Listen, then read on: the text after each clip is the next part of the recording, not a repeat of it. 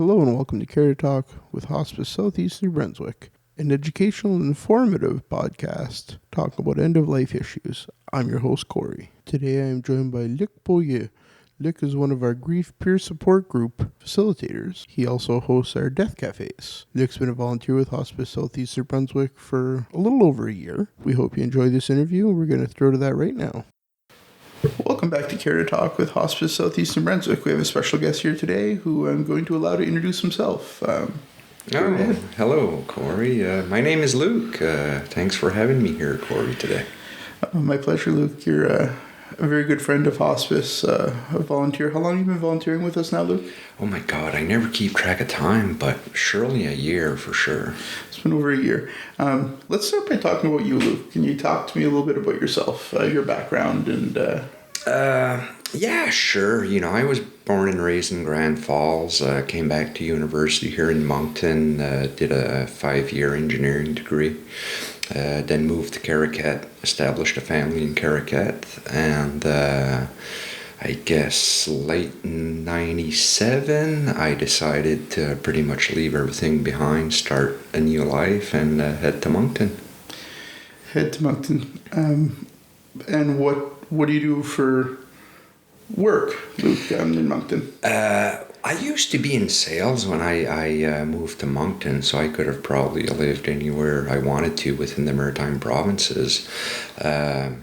But right now, what I do for work, sales, engineering, was kind of put aside. It's multifaceted. I provide energy healing treatments. It's always been something that's been dear to my heart. And also death doula. And I conduct firewalking ceremonies, actually. The firewalking ceremonies is something new that you started. Let's get into the death duel a little bit. I think that's something that a lot of people, especially in Eastern Canada, don't know a lot about. Can you tell me what a death doula is and what it is you do? A death doula, based on the course, the training that I receive and hearing other people talk, it can pretty much be whatever we make it to be. From my perspective, I've got a great desire to be there for people. There was a part of my life where I was pretty sick for a long time, and all I would have wanted back then, without even knowing it, is somebody to hear me out, somebody to help me deal through my stuff. So my desire really as a death doula is to help people kind of free their baggage. When they leave this place, just go with not bringing with them any burdens, any shame, any guilt, any of those hard feelings, to work them through and just let them go. Basically, listen to whoever decides to use the service and help them through their fears or whatever's holding them back. And death doula is equally as important, the support you give families as the support you give to your clients. Active listening is what I hear from that conversation. A lot of just being there and being present. Exactly, active listening, and even the perspective of it, when I was working as an engineer, leading teams and stuff like that, conflict resolution was a big part of it. And, I've seen a lot of people at their end of life getting into many conflicts, unresolved issues. And it's also part of the service I can offer, just, without judgment, have everybody talk their things. And because a lot of times I believe that it's simply misunderstanding. People saying the same thing, but strictly in a different way, which causes many issues. And it's an emotional time for everybody involved, including the family, and even sometimes more so. So, yes, it is definitely working with every party involved as they choose to. I don't go into it with a certain checklist. It's not my agenda. It's basically what the client needs. I can even, include energy healing in there. I did come at one point in time provide a service to a lady that was here at the hospice, and then providing a grief support during the holidays. That was a few months later. Her daughter came to me and she thanked me. I thought she was thanking me for the grief session that we had, but she actually thanked me for having worked with her mom. She said she was holding on. She should have been gone 6 months prior. And she said, probably the treatment that you provided helped her release and get herself ready to let go. Absolutely. I think the death doulas are widely known in Western Canada, not as much in Eastern Canada. I didn't know about it until 3 years ago when I started hospice, I'll be honest. But the more you research and the more you learn, it's a very interesting service that's very unique and I think important and going to become more and more common in Eastern Canada over time, I hope. Hopefully so. I think it would be a great service. And, the way I kind of look at it, the current medical system looks at the physical aspect of the person. But, there's still the emotional, mental, and spiritual side of it, where as myself, I can't speak for any other death doulas, but as myself, those are the areas that I focus on: emotional, mental, and spiritual, which I believe a lot of times those aspects are just set to the side and we're just looking for the person's physical comfort. 100%, I agree with you. So now there's a lot more that you do though, Luc, for hospice. You are one of our grief facilitators for our grief support groups. You're primarily the French grief support, which is actually, this is going to be our second offering coming up in October? Yes, I believe so, October. What got you into, the tie-in with doula and grief support is definitely there, but what got you interested in that piece for us? Well, it first started off, I got introduced to hospice, a year or two ago. I didn't even know anything about hospice, and I found out about it through Death Cafe. Let's talk about Death Cafe before we talk about grief then. So you found out about us through Leah. Yes, kind of, I've heard about that cafe, a certain period of time ago, and it really drew my interest. I have a fascination about this aspect of life and curious to hear what other people had to think or say about it. So anyway, I discovered the coffee shop that was hosting at the time, and by coincidence, I think 6 months later, I'm just there having a coffee, and a person I know walks in. She's like, "Hey, I'm going to that cafe," and everything pretty much unraveled from there. I assisted, having in my mind that I was going to be quiet and just going to listen, but I probably took the whole space and talked the whole time. So that's why I'm grateful to be hosting as the facilitator, because I'm the one that talks the least. I just ensure that everybody has a safe space to speak what they have to speak. So yeah, that is what made me discover hospice, and from there I was asked if I would like to hold a grief and bereavement group, and my first answer is always no, but then I take a minute to think about it and it switches to a yes. So I do get a lot of satisfaction from that, seeing people walk out after a 1 hour, 1.5 hour session saying that they feel so much lighter. Being a small part of making a difference in people's lives, the way they feel, I tend to see a lot of people being held back by being stuck into grief, not knowing the root for grieving, so basically just staying stuck in grief. So I feel very fortunate to be given the opportunity to provide these services for hospice, actually. We do certainly appreciate you offering them. So our grief support services are a 7-week grief support group, free of charge. You host yours at Omni. Yes. On John Street. Yes, that's correct, 230 John Street. And there's one coming up in October. If you want to sign up for that, you can go to hospicescmb.ca and sign up. That's going to be a French group. We also have English groups that we host at the Lions Club at 156 Pleasant. So let's keep going with the Death Cafe, Luc. One thing that I think we want to focus on at hospice, and something we're very proud of, is trying to break the stigma of talking about death. People don't like to talk about it, and the Death Cafe definitely helps with that. and we've seen it grow and grow as we've gone on. What if somebody's never been? What is a death cafe? What can they expect going in?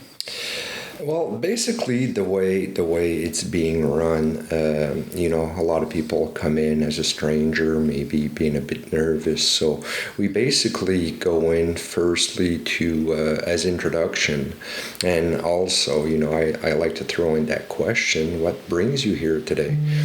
Which really helps people open up. I would say that cafe is basically offering a safe space for people to express themselves. Without judgment whatsoever.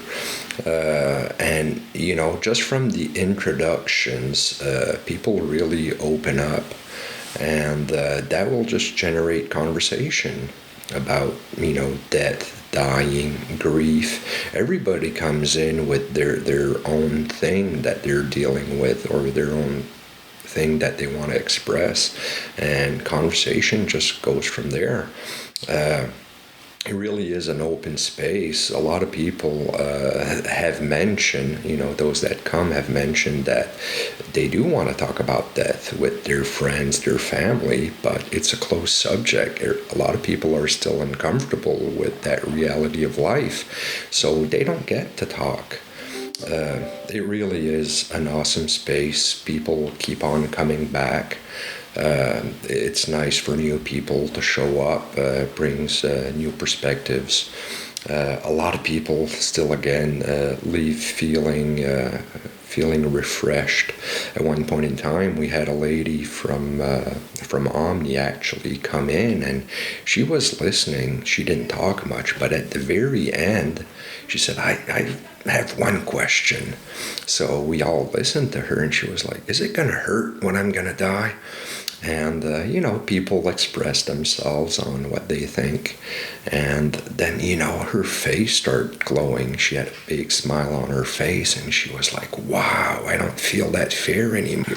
Yeah, I think the Death Cafe is a very unique and special place. When I walk into it as a participant, and now I've probably been to 6 or 7, I still get this feeling of peace, because it's such an open, welcome space. And we have a lot of people who've been coming now for a year and a half, and they're very kind people. And there's always somebody new, and every Death Cafe takes its own turn. And when it gets quiet, you pull out those cards, which are conversation-making cards about death, which are always also very interesting. So I think if you've never been to a Death Cafe, I strongly encourage you to check one out, because you won't be disappointed. Yeah, exactly. And yeah, those cards are a lifesaver. And, I would like for people not to think that they need to come and necessarily speak. It is an open concept. If you do have something to say, you get your chance to speak. And if, you just want to listen, that's okay. And it is, what we do is create a safe environment where people are actually interested into what others have to say. So it really is a great listening avenue. Those are held the second Tuesday? Second Tuesday of every month from 1 to 2:30, and the last Monday of every month from 6:30 to 8. At Omni Quality Living? Omni Quality Living at 230 John Street. Perfect. So, Luc, I think that kind of covered everything we wanted to cover with this. There's a few questions that we have to ask at the end. My first question is, why hospice? There's a lot of amazing charities in this city, and a lot of places to dedicate your time. You're generously dedicating a lot of your time to our cause. Why hospice? I think the easy answer is, why not? But the truthful answer is, for some reason that I don't even know of yet, it's a cause that I hold dear to my heart. As I mentioned, people passing away is a significant aspect of life. Having experienced being to my father's bedside when he passed was between that and the birth of my 2 kids, it was an awesome experience. I'm so privileged to have been able to live that. So, for me, the services that I have to offer, I think it's just the right thing to be available for hospice. We certainly do appreciate you. My next question is a bit of an off-topic one, a bit of a fun one. We're making a hospice mixtape. A hospice playlist on Spotify, to be exact. Cool. What song would you want to add to it?